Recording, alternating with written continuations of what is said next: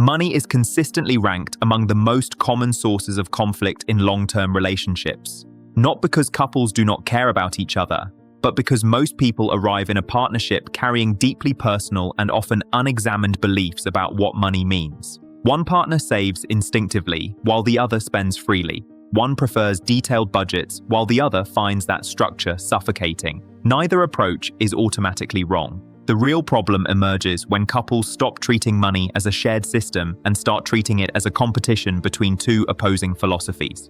What follows is a budgeting framework built specifically for couples that reduces financial stress, opens productive communication, and creates a structure for building wealth together. Welcome back to Finance Insight in High Def, where we break down the financial principles, habits, and psychological shifts that help ordinary people build extraordinary financial futures. If you are new here, consider a like and subscribe as we dive into the 8 principles on how couples can budget together without arguing, build shared financial goals, and turn money from a source of conflict into a foundation of partnership. Principle 1. The emotional root that makes money. Arguments rarely about money. The first principle is understanding that most financial conflicts between couples are not actually about dollars or budgets. They are about emotions, specifically the beliefs, fears, and associations each person formed around money long before the relationship began. One partner may feel anxiety whenever savings decrease because they grew up in a household where money was scarce. The other may spend freely because they grew up believing money was meant to be enjoyed. Both are responding logically to experiences that shaped them, not to the actual financial situation in front of them. This is why productive financial conversations between couples almost never begin with numbers. They begin with history. Understanding where each person's financial instincts come from dissolves the defensiveness that makes budget conversations feel like personal attacks. Principle 2. The shared goal that transforms budgeting.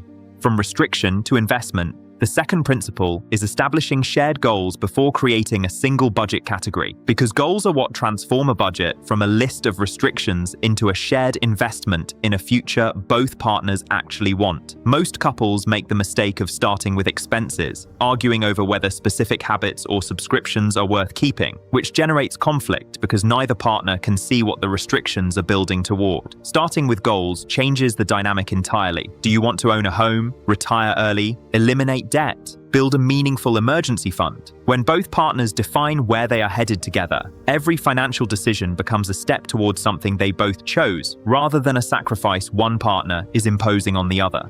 Goals create alignment and give the budget a shared purpose. Without them, spending limits feel like control. With them, the same limits feel like discipline in service of something both people genuinely want. Principle 3. The 3-account system that balances shared responsibility with personal freedom. The third principle introduces the budgeting structure that handles the single most common tension in couple finances: how to maintain shared financial responsibility without eliminating individual financial independence. The ours, yours, and mine system uses 3 accounts to resolve this directly. Income flows first into a shared joint account covering housing, utilities, groceries, insurance, shared savings, and joint investments. Once those priorities are fully funded, a predetermined amount transfers to each partner's individual account to use entirely as they choose, with no requirement to justify purchases and no permission required. This structure accomplishes 2 things couples rarely achieve simultaneously. It creates full accountability around shared obligations, ensuring important commitments are never missed because one partner spent money needed for them. And it preserves each partner's financial autonomy, which is essential for preventing the resentment that builds when one adult feels they need to ask permission before spending money. Principle 4. The weekly meeting that prevents monthly arguments. The fourth principle is establishing a consistent, brief, structured conversation about money every week. Because the most damaging financial arguments in relationships happen when money is only discussed in moments of crisis. Small, regular, low-stakes money conversations prevent the build-up of unaddressed issues that produce explosive moments.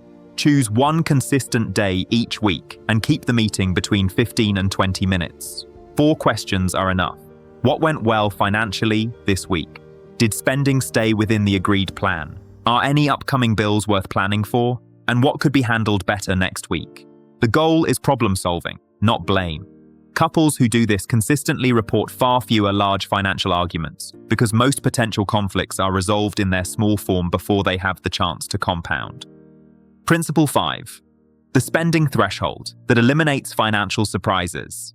The fifth principle is one of the simplest agreements a couple can make and one of the most effective at preventing financial conflict, establishing a dollar amount above which any purchase requires a brief conversation before it happens. Most financial fights begin with surprise. One partner discovers an unexpected purchase on the bank statement, while the other did not think it required discussion. The spending threshold agreement dissolves this dynamic without requiring either partner to ask permission for anything. Choose an amount together, whether $100, $200, or whatever fits your situation. Any individual purchase above that amount requires one brief conversation before it is made. Not approval, not a formal review, simply awareness that the purchase is being considered. That single shared expectation eliminates the majority of financial surprises, while treating both adults as equals who deserve to be informed rather than controlled. Principle 6. The scorekeeping habit that slowly destroys financial partnership. The sixth principle identifies one of the most corrosive patterns in couple finances: the habit of tracking who contributes more, who spent more, who earns more, and who carries more of the invisible financial labor in the relationship.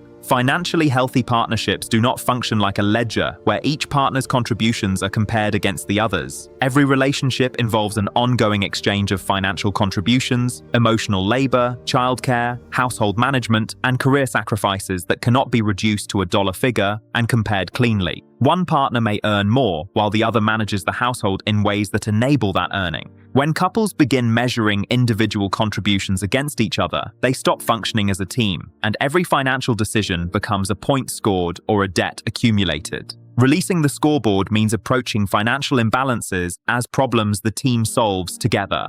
Principle 7. The emergency fund that protects the relationship, not just the bank account. The seventh principle is building a joint emergency fund. And the reason it belongs in a budgeting guide for couples is not only financial, but relational. Financial emergencies are among the most significant stress tests a relationship faces. An unexpected medical bill, a major car repair, or a job loss can generate the kind of financial pressure that makes even stable couples fight. When a couple has no emergency reserves, every unexpected expense becomes a crisis, requiring an immediate and emotionally charged financial decision, making both partners more likely to become reactive and defensive rather than collaborative. When a joint emergency fund covers 3 to 6 months of shared expenses, the same unexpected event produces a completely different response. The couple has already prepared for this kind of situation. The decision is not whether to handle the expense, but simply how to manage the replenishment afterward. The financial emergency remains inconvenient, but it does not become a relational emergency. Saving together consistently creates the kind of shared confidence that makes a partnership more durable under pressure. Principle 8. The partnership principle that outlasts every budget category. The final principle is the reminder that holds all the others together. The goal of budgeting in a relationship is never perfect financial execution, but maintaining and strengthening the partnership that makes all other financial goals possible. No budget survives every month without adjustment. Unexpected expenses arrive, one partner overspends in a category, or a shared goal takes longer than expected. These are not signs of failure. They are the normal texture of managing money in a real life that does not follow a spreadsheet. The couples who build financial stability over time communicate openly when something is off, adjust the plan without assigning blame, and continue moving in the same direction despite the inevitable imperfections. Money managed as partners, with shared goals and genuine respect for each other's financial perspectives, stops being a source of conflict and becomes one of the most reliable foundations a relationship can have. Financial success in a partnership is not one person making the right decisions. It is two people consistently choosing the same direction. Like the video, subscribe to Finance Insight in High Def, and let us know in the comments which of these 8 principles has helped your relationship with money the most. See you in the next video.